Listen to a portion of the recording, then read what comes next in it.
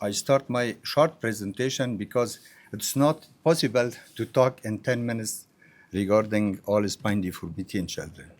Anyway, sometimes I switch to Dari and Pashto as well for more communication. Bismillah ar-Rahman ar-Rahim.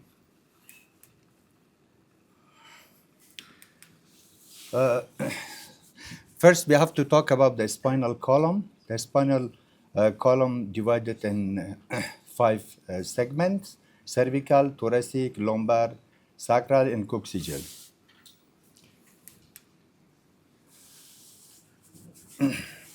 The spinal column has natural curve and helps absorb the shock, maintain the balance, and provide mobility. These curves are present in different regions of the spinal column, and each region has own normal curvature.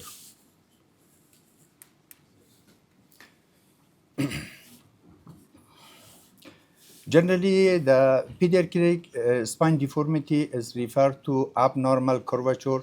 Misalignment of the spine can develop and result various conditions.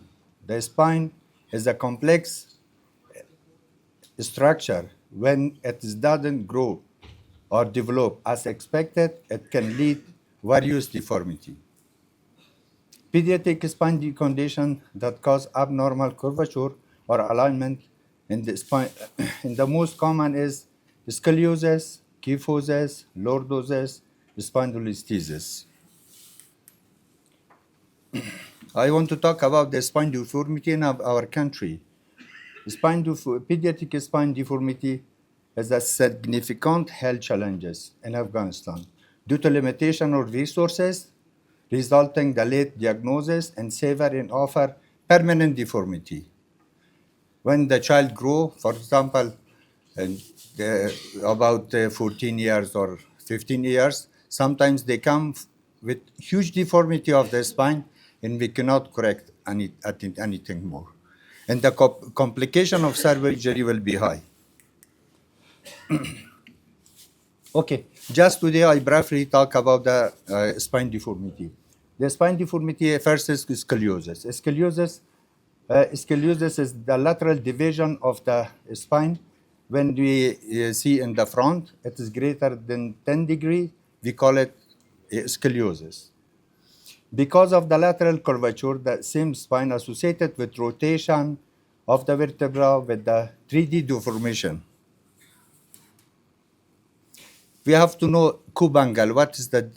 We have to measure the deformity. The deformity which we measure, it's called cube angle. You see in the picture, it's very. We have to go a little fast because we have no time. Okay, about the classification, we have some type of spinal column deformities. First is idiopathic scoliosis. Idiopathic scoliosis, it is divided into 3 groups: infantile, juvenile, and adolescent, and as well congenital scoliosis. The idiopathic is the cause is unknown, but the second is congenital. The causes is clear. This is the first is the first one is the idiopathic scoliosis. The idiopathic scoliosis, each vertebra has the anatomic structure of the normal vertebra, but in congenital scoliosis, there is different type of anomaly in the vertebral column. This is the congenital scoliosis. You can see in one type there is a bridge. For example, the left side doesn't grow, but the right side is still grow. When it's grow, during the development of the skeletal system, the deformity become worse day by day. This is the type of congenital kyphosis. This is also one type of spine malformation. For the posterior column is grow, but the anterior column is fused together. Then, during the development of the children, the deformity works day by day. Unfortunately, in our country, the spine tuberculosis also, we have several cases of spine tuberculosis. What is the difference between spine tuberculosis in children and adult? Because the children, they are growing, but the adult, the growth is stopped. For children, why it's very important? Because the anterior column of the spine distracted, and there is no normal growth after tuberculosis. But the posterior column is still remain, it still grow. For this reason, the deformity become worse day by day.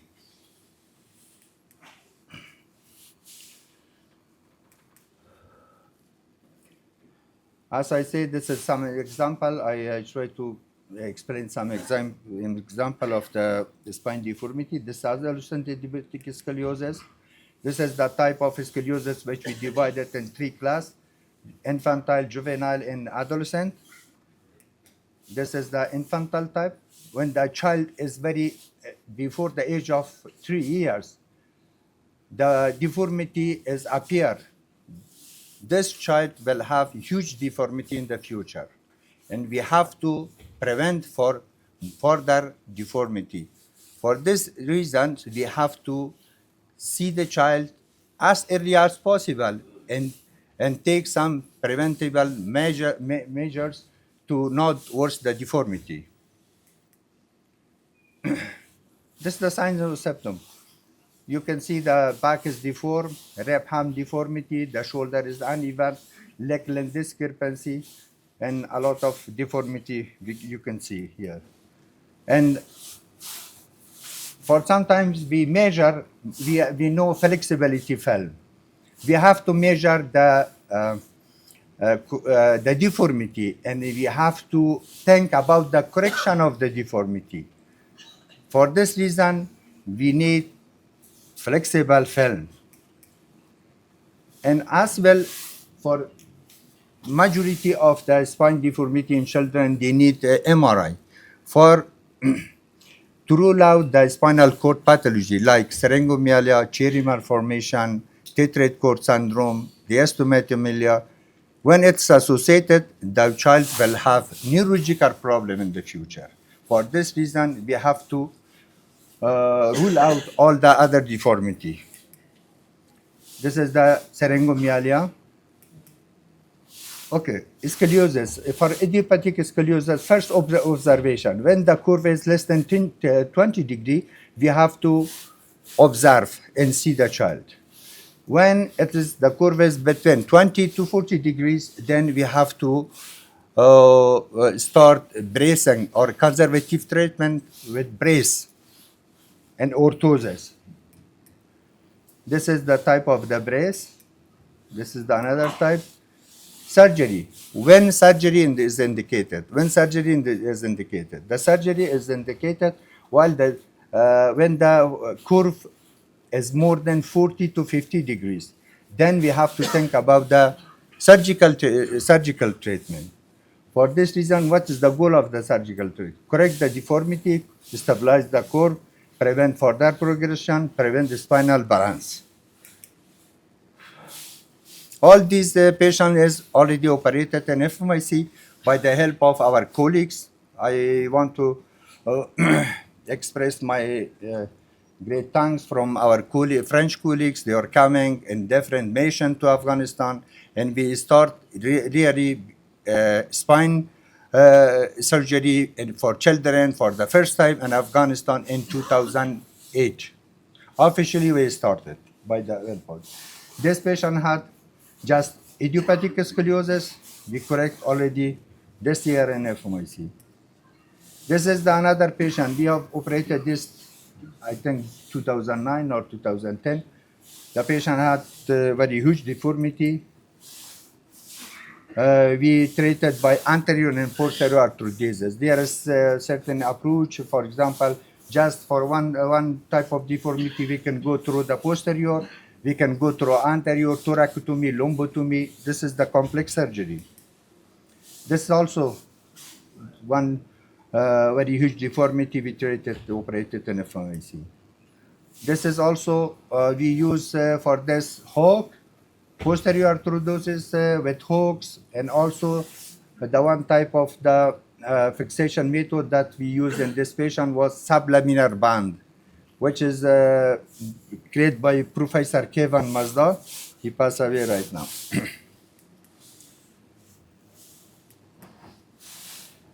For some patients, we cannot do early arthrodesis. Why? Because the patients in the growth age, the growth remain, for example, when the child come to us, 6 years or 7 years or 8 years, it is not possible to do complete arthrodesis of the spine for this child. We have to use some other non-fusion technique. This technique we have already used in Fmic. It's worked very well. And this is, for example, this child is fixed, where the deformity is corrected, and we do each 6 months one small surgery for this child, and we distract it because we have to preserve the growth of the child. Supportive care. For these patients, we have to do physiotherapy, physiological support, and as well pulmonary care and thoracic deformity. This also one type of congenital spine deformity, scoliosis. This is the classification of congenital scoliosis. This is the one type we call it failure of formation. The vertebra is completely, we call it hemivertebral. If this child need surgery as early as possible, for example, even in 2 years, in 3 years of age, because the small segment will deform in the next future, create a huge deformity. For this reason, we have to take away the hemivertebra and we have to fix it. This is some mixed type. You can see this is all for example, when we try to realize the deformity is a congenital or something, sometimes we need a CT scan. Or for the treatment of congenital scoliosis, we have to take about the age of the patient, the type of the vertebral maneuvering, and the curve severity and progression. The non-operative technique, we have to do observation, bracing. For congenital scoliosis, brace therapy is not effective. It is not indicated. We saw a lot of patients in our country, they put in a brace, but it's not effective. Early surgery, in situ fusion, convex site, hemiphysiodesis. For this also we have a different type of treatment: growing rod fixation, posterior spinal fusion, posterior vertebral column resection, which is very complicated surgery. For this patient, we did posterior spinal column resection, and we fixed it with the hook. And this is another child with congenital kyphosis. The child has right now can walk, but he had spinal. He was paraplegic, near to paraplegic. The another things, as I said before, this is the growth rod fixation for developing